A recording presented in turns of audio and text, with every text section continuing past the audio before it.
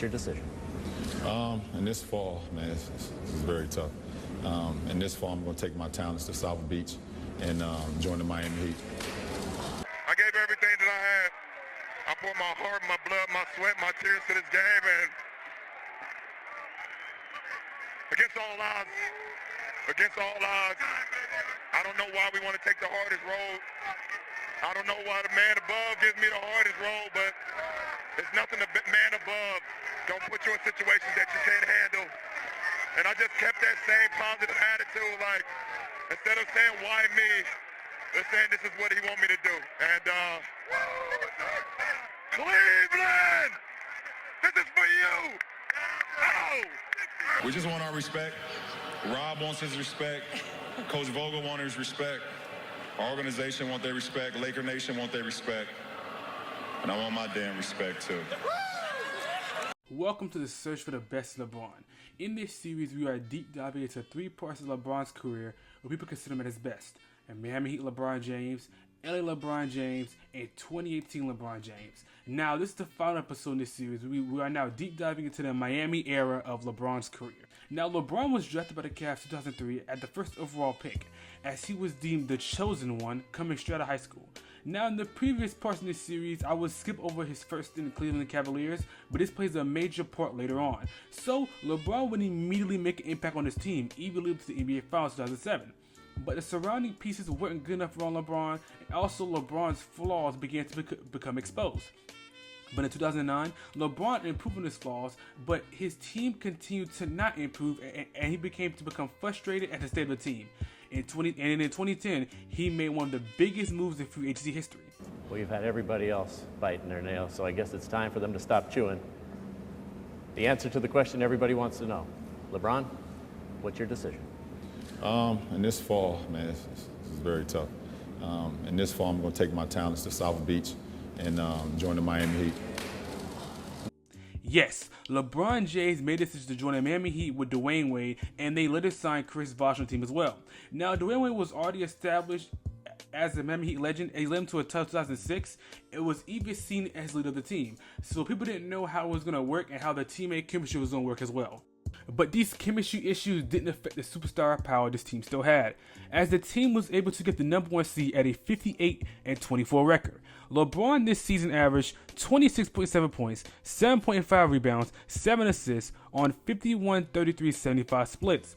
Now this playoff run, the Miami Heat pretty much dominated the Eastern Conference. They beat the 76ers and the Celtics 4-1 in both series. Then the Eastern Conference Finals, with the Bulls being led by reigning MVP Derrick Rose, people thought that they would push through 6 or 7 games, or even take the series. But no, it was only 5 games, as the Bulls was only able to take off 1 game from the super team Miami Heat.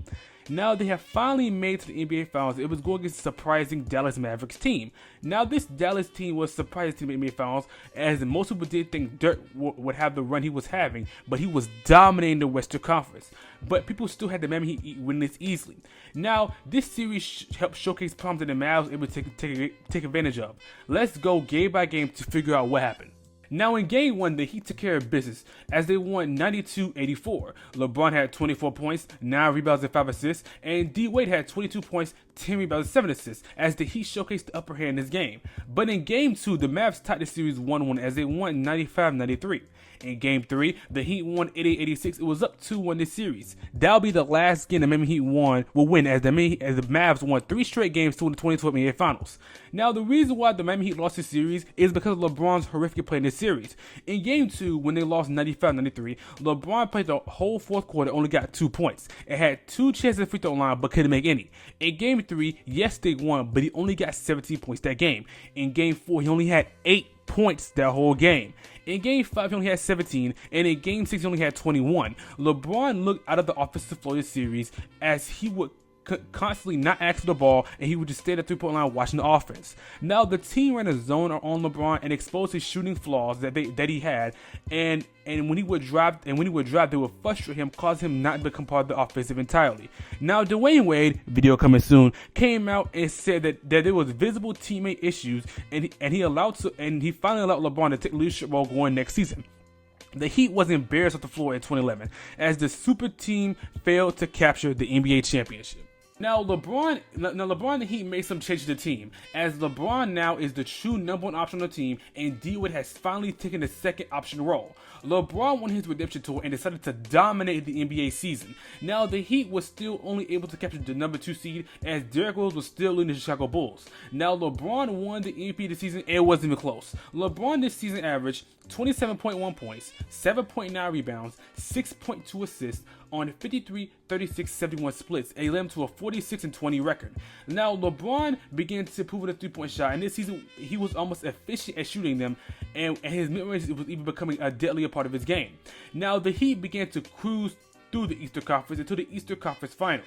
Now the Boston Celtics was seen as an old team at this point. They won the NBA championship in 2008, but they haven't been able to reclaim that glory ever since. They have the same core and a more improved Rajon Rondo.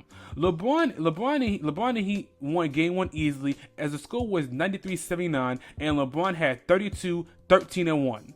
In Game 2, Rondo had a point to prove, as he wanted to score 44 points, but they still lost 113 to 111. As LeBron began to score 30-plus points and dominate this game. But after Game 1 is where it starts getting tricky for the Miami Heat. Now, what I failed to mention is that Game 1 of the semifinals, Chris Bosh will be out indefinitely with a abdominal strain, and when it come back later to this series. It wasn't effective in the first 2 games, but then it began to do so. The Celtics then went on to win the next 3 games, and it wasn't all LeBron's fault. As in Game 3 he had 34 points, Game 4 he had 29, and in Game 5 he had 30. Now at this point this series is 3-2, and it seems like the Celtics might go back to the NBA Finals, but LeBron had one of the best performances I have ever seen. As in Game 6, LeBron scored 45 points, and 30 of them was in the first half alone. As the Heat won 98-79, as LeBron with the back of his wall again didn't disappoint as he wanted redemption. They wanted to win Game 7 as well and beat the Celtics in 7 games. LeBron averaged 33.6 points, 11 rebounds, 3.9 assists, 1.2 steals, 1.3 blocks on 52, 29, 65 splits. He completely dominated the Celtics as he moved on to the NBA Finals for the second year in a row. Now on the west side of things, the young Oklahoma City Thunder team finally made it to the NBA Finals after a year of falling short. This Thunder team was led by Kevin Durant, who was seen as one of the best scorers in the league, a young Russell Westbrook who was an explosive point guard, and a young James Harden. Now the Thunder came out and won Game 1, 105-94, as Kevin Durant had 32 points, and the Thunder executed the game play to run the whole season. LeBron didn't disappoint either, as he was the offense and was showing signs that he was no longer hesitant like he was the previous year. In Game 2, the Heat won 196, and Braun had 32 in his win. In Game 3, he had 29, but to go with that, he had 14 rebounds and played a pivotal role on the defensive end. In Game 4, even with Westbrook having a spectacular performance where he had 43 points, the Heat still won this game with Braun leading away. Now, something I failed to mention is the play of some of these role players on both teams. On the Heat side of things, Shane Battier had an excellent shooting performance in this series, and it simply couldn't miss a shot. Udonis Haslem played an excellent defensive role for Udonis Haslem. But for the Thunder, with not just having enough space around their players, and James Harden having a tough series, the Heat ended up winning this in 5 games. LeBron finally captured something that was missing from his NBA resume, the elusive NBA championship. LeBron was named the Finals MVP as he averaged 30.3 points, 9.7 rebounds, 5.6 assists on 50, 29, 73 splits. Now at this stage of his career, Dwayne Wade was still a positive influence on the floor, as he was an excellent scorer and still had defensive prowess that he had. But in this series, you could tell the knee injury was getting to him and he was losing some of his touch, but we will get to that later. As of right now, the Miami Heat were the 2012 NBA champion. Now it's time for the 2013 NBA season, and the Heat improved even more as they signed sharpshooter Ray Allen to come off the bench. Now Allen played an important role for this team, but we'll get to that later. Anyways, just when you thought LeBron can improve, he had arguably his best season of his career. LeBron made a defensive leap and even shot semi-efficient with 3-point range. LeBron won MVP averaging 26.8 points, 8.0 rebounds, 7.3 assists on 56, 40, 76 splits. He finished second in Defensive Player of the Year, and it's a valid argument to say they should have won it. He led the Heat to number one record in the Eastern Conference with a record of 66-16, as they had their sights on going for back-to-back titles. Now I haven't really addressed Chris Bosh that much, as he played a very significant part of the team, especially this season. Bosh began to expand his range, and he realized that he needed to space the floor more, and he even took a defensive leap and was able to make the Heat do a small ball lineup, and it allowed more floor spacing, and Dwayne Wade and LeBron could dominate more in the paint. The Heat again cruised past the Eastern Conference, but a new team emerged as a problem for the Miami Heat, the Indiana Pacers. Pacers, being led by a young Paul George, and it was a great defensive team, and they proved to be a problem for the Miami Heat. The Pacers pushed the Heat to 7 games. The Heat dominated them in Game 7 and went on to the NBA Finals for the 3rd straight year. Now, this time, a new foe also emerged in the Western Conference, and the San Antonio Spurs found their way back to the NBA Finals. They still ran through their trio of Parker, Duncan, and Ginobili, but they also had a ball movement style of offense that is really fun to watch and is effective. They also had a young Kawhi Leonard, who was an amazing defender for his age of 21 and was also a good scorer. Now, this series was amazing. When I was rewatching this series, I fully enjoyed it, but now back to the video. Now, in Game 1, it was a tough game for LeBron, as he only had 17 points, and it wasn't allowing him to get in the paint at all. Tony Parker hit a game-sealing layup, and now the Spurs is up 1-0. Now, Kawhi proved to be a problem for LeBron in this series, as he had an insane wingspan and had a large hand size, that didn't allow him to dominate. In Game 2, though, the Miami Heat blew up the Spurs 104-83, as LeBron only had 17 again, but was a problem defensively, and he helped the Heat blow up the Spurs. In Game 3, the Spurs returned the favor as they blew up the Miami Heat, and Danny Green showed out and scored 27 points and was having an all-time shooting performance. Also, Gary Neal had the best game of his career, and he wasn't missing anything that game. In Game 4, Wade and Bron showed out and scored 30 points plus each and led them to the win. In Game 5, the Spurs turned back the clock as the trio of Parker, Duncan, and Ginobili had an excellent game. Duncan had 17 points, 12 rebounds, Parker had 26 points, and Ginobili had 24. Now, Ginobili was really struggling in this series as well. Now, in Game 6, which I think is the best game of the series, now the Heat defense has started to cover Danny Green more as he was having an all-time shooting performance. So with Danny Green being a semi-non-factor, Duncan started off strong, and he wanted to win this game as he scored 30 points in this game. It was grabbing every rebound he saw. Now, in this game, LeBron was playing very mediocre and wasn't being a dominant force, because in this series, the way the Spurs was playing LeBron, they wasn't really giving him a cushion. They was giving him a cushion and was allowing him to shoot. But the Heat found a way around it. They began to punish the switching ability and also LeBron was taking the daring shots and making them. But in the 4th quarter, LeBron looked unstoppable as he scored 12 points alone and single-handedly put his team back in the game. Now, with 19.4 seconds left, Kawhi was sent to the line as he was having an excellent game as well. The score was 94-92, and Kawhi missed the first free throw. And while lining up for the second free throw, Coach Pop subbed out Duncan, and Kawhi proceeded to make the second free throw. The Heat checked the ball in, and when he got the court, Bosh sets the screen for LeBron James, which allows him to get open. He misses the three-pointer, but this happens. Should the Spurs foul? Should Miami go for the 3 right away? Just attack the basket. James catches, puts up a 3. Won't go. Rebound Bosh. Back out to Allen. His 3-pointer. Bang! Tie game with 5 seconds remaining. The infamous Ray Allen shot, which sent the game into OT and allowed the Heat to stay in this series. Also, Chris Bosh had very crucial blocks and defensive plays that sometimes get overlooked. Now, what I failed to mention is how LeBron played in this game. His stat line in this game was 32, 10, and 11. And once again, against all odds, he was able to fight him again. Now, LeBron played amazing in Game 7, and he led the Miami Heat to back-to-back championships as the Miami Heat were your 2013 NBA champions. Now, this game, LeBron shot amazing as he was 5 for 10 from the 3-point area. He took the dare to shoot, and he was making them. LeBron was playing aggressive, and he wasn't going to disappoint ever again. LeBron James in this game had 37 points, 12 rebounds, 4 assists on 52, 50, 100 splits. LeBron took the NBA Finals MVP and was on top of the NBA world once again. This whole playoff run, he averaged 25.9 points, 8.4 rebounds, 6.6 assists on 49, 37, 77 splits. Now in 2014, this is seen as the decline of the super team Miami Heat, as the players began to decline, especially Dwayne Wade, as the knee injuries I mentioned before was becoming more evident. Chris Bosh began to expand his game and as he developed a more consistent 3-point jumper. Even with the decline and loss of players, the Heat still had an excellent season as they finished second Eastern Conference behind the Indiana Pacers. LeBron finished second MVP voting as Kevin Durant had an excellent season and won the MVP.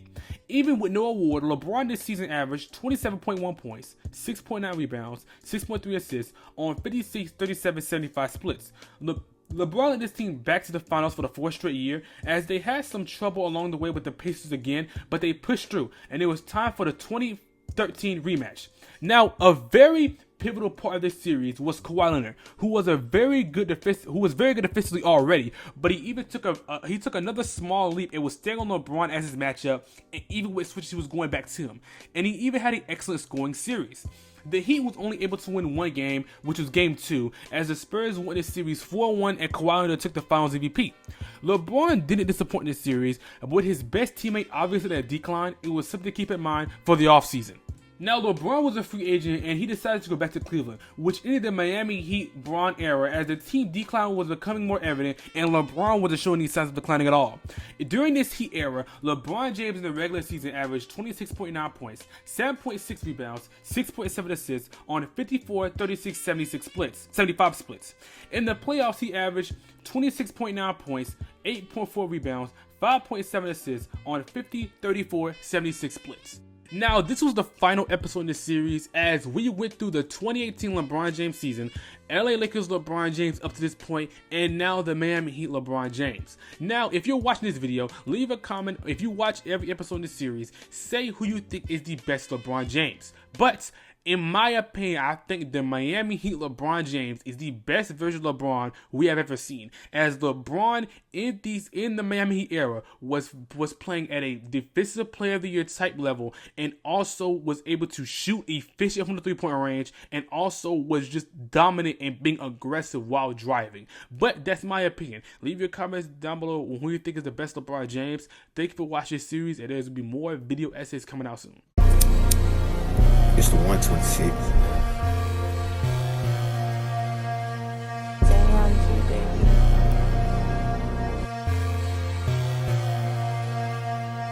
Swear I'm tired of all these hoes sneaking, trying to set me up. If you play around with the game, we gon' pull up, shoot it up. No route, I swear I gotta blow up all that route, shit ain't no choice. I here thuggin' with the boys, they 5.56 and make some noise. Green bitch, she said my ARP, it look just like a toy. Got that blick on side my hip, you run up on me, I'm gon' blow it. Feel like Franklin, got it snowing. When I run down, you will not know it. Got some cars and I won't show them, but I promise I'm gon' blow them. Standing on so much business, I done up, broke my back. Nigga done stuck deep D in the pussy, pulled out the big tracks. Yeah, I took that nigga shit and he won't get it back, and that's a fact.